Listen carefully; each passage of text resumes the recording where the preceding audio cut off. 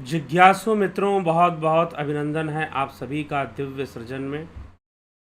प्रत्येक दिवस की भांति आज भी हम यहाँ पर लाइव चर्चा का कार्यक्रम शुरू कर रहे हैं और आज का जो मुख्य विषय है निर्बीज समाधि। कल जो चर्चा हमने श्रवण की ऋतंभरा प्रज्ञा पर, तो ऋतंभरा प्रज्ञा जो सामान्य बुद्धि से अलग है, 49वें सूत्र में महर्षि पतंजलि लिखते हैं, श्रुतानुमान प्रज्ञाभ्याम अन्य विषया विशेषार्थ स्वात। वेद और अनुमान, वेद को अध्ययन करने से और अनुमान से, अनुमान ज्ञान, इन दोनों से अन्य विषय वाली वह बुद्धि होती है जिसे ऋतंभरा प्रज्ञा कहते हैं। क्योंकि विशेषार्थ वाली अर्थात अर्थ को साक्षात जानने वाली होने से ऋतंभरा प्रज्ञा के द्वारा यथार्थ का ज्ञान होता है, संसार की वास्तविकता का भी ज्ञान होता है। तो वेद से उत्पन्न हुआ ज्ञान वह सामान्य रूप से पदार्थ का ज्ञान कराने वाला है अध्ययन के माध्यम से। निश्चय वेद से यथार्थ स्वरूप को बुद्धि नहीं धारण कर सकती, क्योंकि निश्चय अर्थ के विशेष स्वरूप के साथ शब्द का संकेत नहीं हुआ है। उसी प्रकार अनुमान में भी सामान्य विषय ही है, अर्थात यह जो प्रमाण है जिसमें कि हम प्रत्यक्ष अनुभव करते हैं, अनुमान लगाते हैं, शब्द ज्ञान, आगम का ज्ञान होता है। आगम कहने का मतलब जो शास्त्र वाक्य है या सिद्ध पुरुषों के वाक्य हैं, तो वह कोई यथार्थ ज्ञान नहीं है, हमारे लिए एक सूचना मात्र है।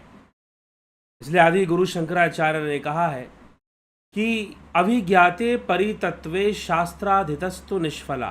विवेक चूड़ामणि में यह मंत्र आता है, यह श्लोक आता है, अभिज्ञाते परितत्वे शास्त्राधितस्तु निष्फला, विज्ञाते अपि परितत्वे शास्त्राधितस्तु निष्फला।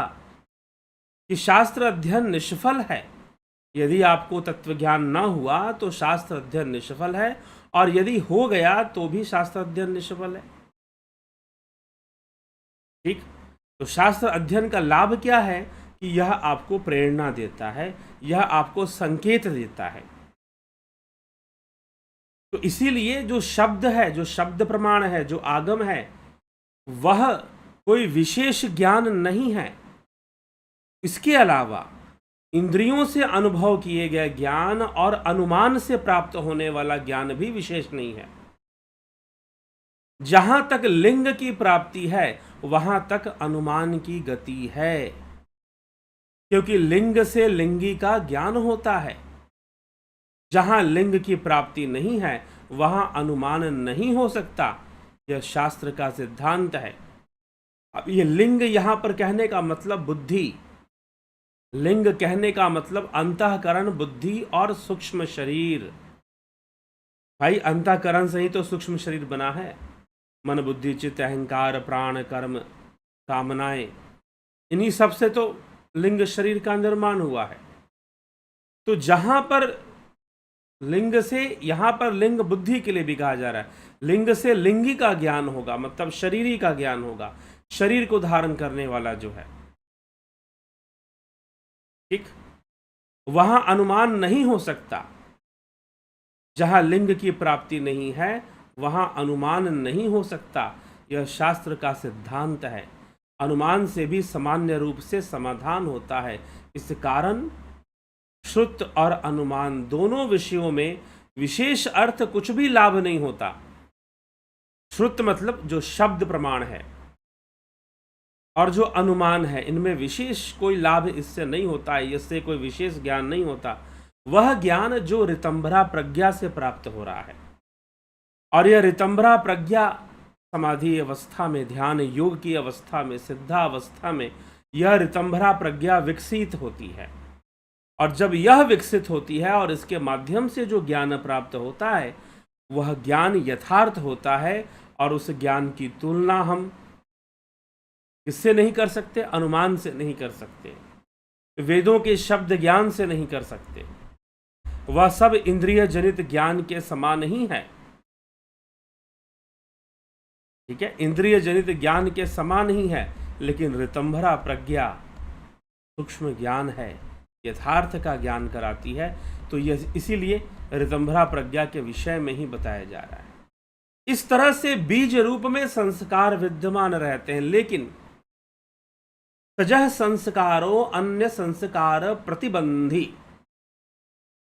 तजह संस्कारो अन्य संस्कार प्रतिबंधी, उस निर्विचार समाधि के अभ्यास से, और जब आपको समाधि का रस लग जाता है, जब समाधि ही संस्कार बन जाता है, योगी जब निरंतर ध्यान साधना करता है, योगी जब निरंतर ध्यान साधना करता है, तो फिर यह जो साधना रूपी संस्कार है उसका निर्माण होता है, और यह जो समाधि रूपी संस्कार होता है वह अन्य संस्कारों का प्रतिबंधी है, मतलब विरोधी तत्व है। इसीलिए कहा गया तजह संस्कारो अन्य संस्कार प्रतिबंधी, कि समाधि रूपी जो संस्कार है यह दूसरे संस्कारों का नाशक है। दूसरे संस्कार कौन से? इंद्रिय जनित इच्छाओं, इंद्रिय जनित कामनाओं, इंद्रिय जनित कर्म से निर्मित जो संस्कार है, इंद्रिय जनित कर्म से निर्मित जो संस्कार है, ठीक, तो इंद्रिय जनित कर्म से निर्मित जो संस्कार है, उस संस्कार की बात कही जा रही है कि उस संस्कार का विरोधी है। कौन सा संस्कार? जो ध्यान योग से विकसित होता है, जो समाधि रूपी संस्कार है, ठीक है, जो समाधि रूपी संस्कार है। अब यह कैसे विकसित होता है? भगवान कृष्ण अर्जुन को समझाते हुए कहते हैं कि अनेक जन्मों में किए हुए कर्म और कामनाओं के कारण हमारी अनेकों वृत्तियों का निर्माण हो जाता है। यह वृत्तियां ही संस्कार हैं। अनेकों वृत्तियों का निर्माण हो जाता है। तो अब इन वृत्तियों का खंडन कैसे होगा? क्योंकि यह वृत्तियां संस्कार रूप में बनकर हमारे ऊपर हावी हो जाती हैं और हर जन्म में हमारे ऊपर हावी रहती हैं। मुख्य रूप से 4 संस्कार तो जरूर हावी रहता है, 4 संस्कार जरूर हावी रहता है, और वह क्या है? आहार, निद्रा, भय और मैथुन। यह 4 संस्कार हैं, आहार, निद्रा, भय, मैथुन। ये 4 संस्कार हैं। यह 4 संस्कार हमारे भीतर विद्यमान रहते हैं, जो अनेक जन्मों से करते हुए, कर्म को करते हुए बने हुए हैं। सच पूछो तो ये सारी एक वृत्तियां ही हैं, सारी एक आदतें हैं। खाना खाना भी एक आदत है, सोना भी, संतान की उत्पत्ति, भयभीत होना, ये सारी वृत्तियां बहुत गहरे संस्कार हैं। ये बेसिक इंस्टिंक्ट हम इनको बोल देते हैं। तो यह गहरे संस्कार हैं, आहार, निद्रा, भय, मैथुन। अब इन संस्कारों को तोड़ पाना इतना सरल नहीं है, लेकिन जो समाधि रूपी संस्कार है, अब इस समाधि रूपी संस्कार का निर्माण कैसे होता है? प्रश्न ये है, समाधि रूपी संस्कार का निर्माण कैसे होता है? तो श्रीमद् भगवद गीता में इस विषय पर चर्चा मिलती है। भगवान कृष्ण इस विषय को समझाते हैं कि तुम्हें समाधि रूपी संस्कार का निर्माण करना है। तो समाधि रूपी संस्कार का निर्माण कैसे होगा? नियमित ध्यान योग के अभ्यास से। नियमित ध्यान योग के अभ्यास से समाधि रूपी संस्कार का निर्माण होगा। जी हां, नियमित अभ्यास। ये नहीं कि आज कर लिया, कल कर लिया, एक ही बार में सब कर लेंगे क्या, और फिर अचानक से हार कर सब छोड़ दिया, कुछ किया भी नहीं। तो ऐसी साधना से कोई लाभ नहीं होने वाला है। अगर आप चाहते हैं कि ध्यान योग और समाधि ही आपके संस्कार बन जाएं, तो प्रतिदिन बैठने का अभ्यास, प्रतिदिन समय को देना पड़ेगा, प्रतिदिन समय देना पड़ेगा, प्रतिदिन समय देकर बैठना पड़ेगा हमें ध्यान योग के लिए। और जब हम प्रतिदिन बैठेंगे तो यह एक वृत्ति बन जाएगी। जैसे कि आप भोजन किए बिना नहीं रह सकते, वैसे ही आपको एक अभ्यास हो जाएगा कि आप साधना नहीं करेंगे, ध्यान योग का अभ्यास नहीं करेंगे तो आपको सारा दिन अच्छा महसूस नहीं होगा, कमी सा महसूस होगा। तो धीरे धीरे निरंतर अभ्यास करने से यह संस्कार रूप में विकसित हो जाता है। और यह जो ध्यान योग का संस्कार बनता है, यह भी जैसे कि बाकी संस्कार एक जन्म से दूसरे जन्म में जाते हैं, आहार निद्रा भय मैथुन, वैसे ही यह ध्यान योग का अभ्यास होने वाला संस्कार भी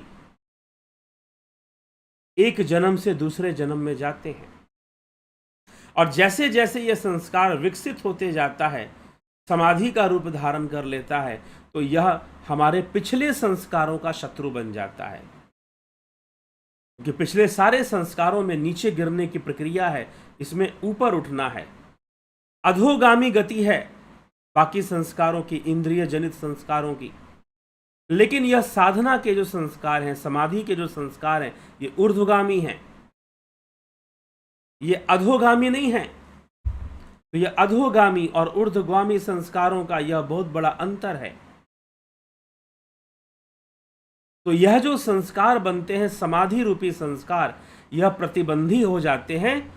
जो पहले से हमारे भीतर इंद्रिय जनित संस्कार हैं, उसके प्रतिबंधी बन जाते हैं, उसके प्रतिबंधी बन जाते हैं। तो उसके प्रतिबंधी बनने के कारण यहाँ पर महर्षि पतंजलि ने लिखा, तजह संस्कारो अन्य संस्कार प्रतिबंधी। यह जो समाधि रूपी जो निरोधात्मक संस्कार है, जो चित्त वृत्ति निरोध करने का जो संस्कार विकसित हो जाएगा, वह इंद्रिय जनित दूसरे संस्कारों का शत्रु बन जाएगा। वह इंद्रिय जनित दूसरे संस्कारों का शत्रु बन जाएगा। और जब यह शत्रु बन जाएगा तो वह क्या करेगा, जो दूसरे संस्कारों के बीज रह गए हैं उनको खत्म करना शुरू कर देगा। और खत्म करते करते पहले सबीज समाधि, जिसमें संस्कारों का बीज विद्यमान है, वही सबीज समाधि है। लेकिन यही संस्कार, जो समाधि का संस्कार है, वह उस बीज को भी खत्म कर देगा। और जब वह बीज भी खत्म हो जाएगा, जब वह बीज भी खत्म हो जाएगा, तो 50वें सूत्र में महर्षि पतंजलि लिखते हैं, प्रथम अध्याय समाधि पाद में, तजह संस्कारो अन्य संस्कार प्रतिबंधी। जो यह निरोधात्मक संस्कार विकसित हुआ है साधना से, ध्यान योग से, समाधि से, वह अन्य संस्कारों का विनाश कर देगा, अन्य संस्कारों पर प्रतिबंध लगा देगा। और जब वह प्रतिबंध लगा देगा, उन अन्य संस्कारों को पूर्णतः नष्ट कर देगा, तो फिर क्या होगा, फिर कौन सी घटना घटेगी, फिर कैसी अवस्था बनेगी। तो 91वें सूत्र में, समाधि पाद के 91वें सूत्र में महर्षि पतंजलि लिखते हैं, तस्यापि निरोधे सर्व निरोधा निर्बीज समाधि।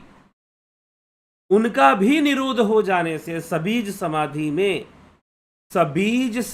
में बीज रूप संस्कार जो विद्यमान है, सबीज समाधि में बीज रूप संस्कार जो विद्यमान है, उनका भी निरोध कर देने से निर्बीज समाधि होगी, कि बीज भी नहीं रहेगा, निर्बीज समाधि हो जाएगी। उस संप्रज्ञात समाधि के निरोध होने पर, सर्ववृत्तियों का निरोध होने से, संस्कार के सभी बीजों का निरोध होने से, असंप्रज्ञात समाधि निर्बीज, निर्बीज समाधि ही असंप्रज्ञात है, निर्बीज समाधि होती है। वह संस्कार केवल समाधि की बुद्धि के ही विरोधी नहीं, किंतु बुद्धि से उत्पन्न हुए संस्कारों को भी नाश करते हैं। जिस कारण की निरोध समाधि से उत्पन्न हुए संस्कार, समाधि से उत्पन्न हुए संस्कारों को भी नष्ट करते हैं। कि जो संस्कार उत्पन्न हुए हैं अनेक, उन सभी संस्कारों का नाश, एक तो संस्कार जो कि पिछले जन्मों के हैं, इंद्रिय जनित हैं, और एक जो साधना के अभ्यास से भी बनते हैं, उन सभी संस्कारों का निरोध हो जाने से, निरोध अवस्था काल के क्रम अनुभव द्वारा निरोध चित्त से उत्पन्न हुए संस्कारों का अस्तित्व अनुमान करने योग्य, व्युत्थान के निरोध करने वाली संप्रज्ञात समाधि से उत्पन्न हुए संस्कारों से और साथ ही कैवल्य के भागी निरोध संस्कार से चित्त अपनी प्रकृति में स्थित हुआ लीन हो जाता है। इस कारण वह निरोध संस्कार चित्त अधिकार के विरोध होने के कारण ठहरने के हेतु नहीं होते। अब वो चित्त में नहीं ठहर सकते हैं क्योंकि उनका निरोध हो जाता है इस समाधि योग से, और संस्कारों का निरोध हो जाने से निर्बीज समाधि, क्योंकि संस्कार ही तो बीज है जीव का, निर्बीज समाधि की अवस्था बनती है, निर्बीज समाधि हो जाती है। ठीक, निर्बीज समाधि की अवस्था बनती है। तो निर्बीज समाधि हो जाती है जब सही मायनों में चित्त के वृत्तियों का निरोध हो जाता है, बचे हुए संस्कारों का निरोध हो जाता है। और जब सारे संस्कारों का निरोध हो जाएगा, यहाँ तक कि साधना जनित भी संस्कार कुछ निर्मित होते हैं, अंततः उनका भी निरोध हो जाता है। और जब पूर्णतः निरोध हो जाता है तो निर्बीज, कोई बीज नहीं रहेगा, साधना का कोई बीज बचेगा नहीं, निर्बीज समाधि हो जाएगी, संस्कारों का बीज। और वहां पर योगी काल जयी हो जाता है, काल के परे चला जाता है। ऐसी अवस्था में योगी काल जयी हो जाता है और काल के परे चला जाया करता है। तो यह निर्बीज समाधि काल के परे ले जाने वाली समाधि है। सभी संस्कारों का निरोध कर कर यह शुद्धा अवस्था, जहां कोई वृत्ति संस्कार नहीं अस्तित्व में रहता है, ऐसी निर्बीज अवस्था को प्राप्त कर जाते हैं। मोक्षदायिनी अवस्था है यह निर्बीज अवस्था, मोक्ष की प्राप्ति होती है निर्बीज अवस्था में। तो ऐसे निर्बीज अवस्था की प्राप्ति होती है और निर्बीज समाधि की प्राप्ति होती है। योगी ब्रह्मलीन होता है ऐसी अवस्था में, लय करता है, कैवल्य को प्राप्त हो जाता है निर्बीज समाधि से। तो यह निर्बीज समाधि का रहस्य है। और ऋतंभरा प्रज्ञा से निर्बीज समाधि को समझते हैं। ऋतंभरा प्रज्ञा में वृत्तियां हैं, संस्कार हैं, ज्ञान है, लेकिन यह ज्ञान भी तो ध्यान योग के कारण है, समाधि के कारण ऋतंभरा प्रज्ञा का ज्ञान है। लेकिन जब निर्बीज समाधि होगी तो ऋतंभरा प्रज्ञा का भी निरोध हो जाएगा। ऋतंभरा प्रज्ञा से जो ज्ञान या बुद्धि उत्पन्न हो रही है उसका भी निरोध हो जाएगा और शुद्ध चेतना का साक्षात्कार हो जाएगा। ठीक है, तो चलिए मित्रों, इसी के साथ आगे बढ़ेंगे और ध्यान योग और ऐसे संस्कार जो समाधि जनित संस्कार हैं, उनको अगर हम विकसित करना चाहते हैं तो ध्यान योग का कोर्स करिए, जो 20 अक्टूबर से शुरू हो रहा है, जो 1 महीने का ड्यूरेशन ऑनलाइन मेडिटेशन कोर्स है, गाइडेड मेडिटेशन, हठ योग पे आधारित है, गाइडेड मेडिटेशन, ट्रांसेंडेंटल मेडिटेशन राज योग पर आधारित है, spiritual healing course Jupiter join कीजिए तो ये तीनों ही कोर्स मिलेंगे। सन ज्वाइन करेंगे तो गाइडेड मेडिटेशन और ट्रांसेंडेंटल मेडिटेशन का ही कोर्स आपको मिलेगा। तो लाभ जरूर उठाइए। 9661802459 पर संपर्क कर कर, व्हाट्सएप मैसेज कर कर डिटेल्स ले लीजिए कि कैसे ज्वाइन करना है, फिर समय के अनुसार ज्वाइन की। इसी प्रकार से प्राकृतिक चिकित्सा भी 20 अक्टूबर से शुरू होगा। आप लाभ उठाना चाहते हैं, जरूर लाभ उठाइए। ठीक, आगे देखें कौन कौन महानुभाव उपस्थित हैं आज कमेंट बॉक्स में, चैट इनबॉक्स में। राकेश मराठे जी, बहुत अभिनंदन है। नवजोत नाथ जी, जगत नारायण जी, आप सभी को दशहरा महापर्व की बहुत बहुत शुभकामनाएं। ठीक, दशहरा महापर्व की बहुत बहुत शुभकामनाएं।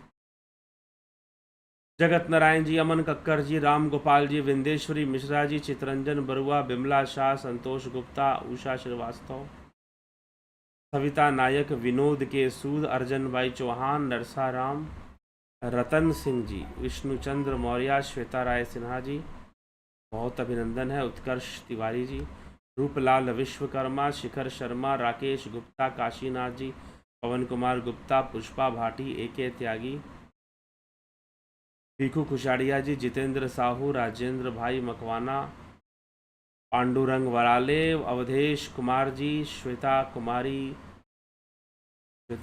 जी, विक्रम सिंह जी, विजय बाला, वासी रावत, धनराज सिंह राजपूत, कमलेश खैरनर जी, विनीता अग्रवाल जी, रुपेश सिंह राजपूत जी, पंकज रघुवंशी, विनोद कुमार शर्मा, आशा रानी, शिवम भट्ट, हरीश डंगवाल, माधुरी कोले जी, रविशंकर चौहान, आप सभी का बहुत बहुत अभिनंदन है इस कार्यक्रम में। ठीक है, सभी जुड़े रहें, लाभ उठाएं और निर्बीज समाधि। इसी के साथ 51 सूत्र हैं प्रथम अध्याय प्रथम पाद समाधि पाद में। अब कल से साधन पाद पर हम चर्चा करेंगे। जो दूसरा अध्याय एक एक विषय, उसके एक एक विषय को समझना शुरू करेंगे। ठीक है, जुड़े रहें, बने रहें और लाभ उठाते रहें। इसी के साथ यहाँ विराम देते हैं। बहुत बहुत आभार आप सभी का। कल फिर मिलते हैं 9 बजे लाइव चर्चा में।